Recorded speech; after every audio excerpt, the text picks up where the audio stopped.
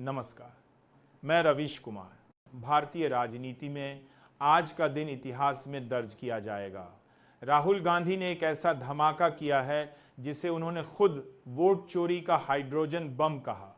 इस धमाके ने भाजपा की राजनीति को हिलाकर रख दिया है।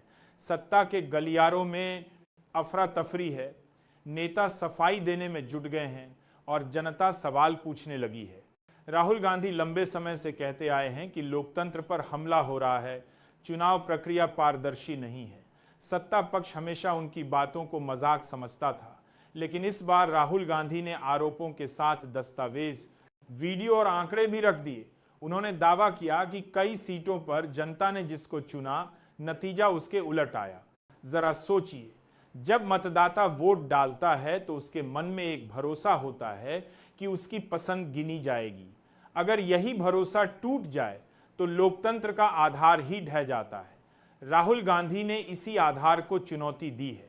भाजपा नेता टीवी चैनलों पर जाकर कह रहे हैं कि राहुल गांधी झूठ बोल रहे हैं, मगर उनकी आवाज में आत्मविश्वास कम दिख रहा है।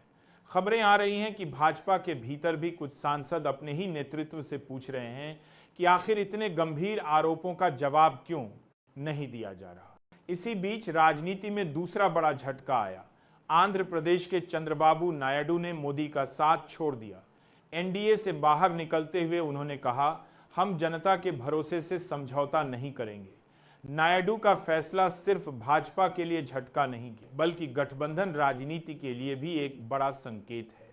दक्षिण की राजनीति में नायडू का कद बड़ा है। जब वे भाजपा के साथ होते हैं तो ताकत मिलती है और जब अलग होते हैं तो अन्य क्षेत्रीय दलों को भी साहस मिलता है। इस बार उन्होंने साफ कर दिया कि मोदी के साथ रहना अब संभव नहीं है।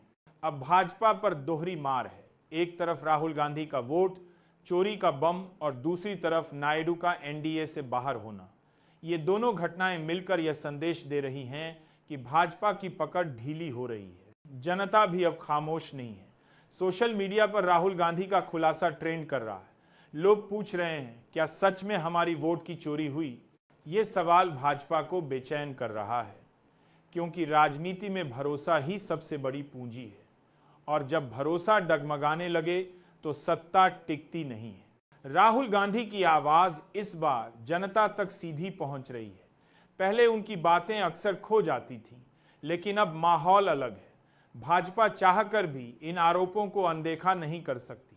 अगर हल्के में लेती है तो आरोप और गहराते हैं और अगर गंभीरता से लेती है तो जनता के मन में शक और पक्का हो जाता है।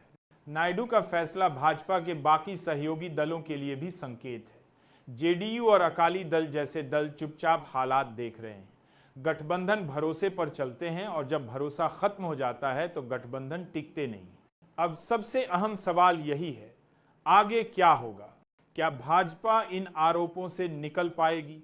क्या विपक्ष इस मौके को भुना पाएगा और क्या जनता का भरोसा लौट पाएगा?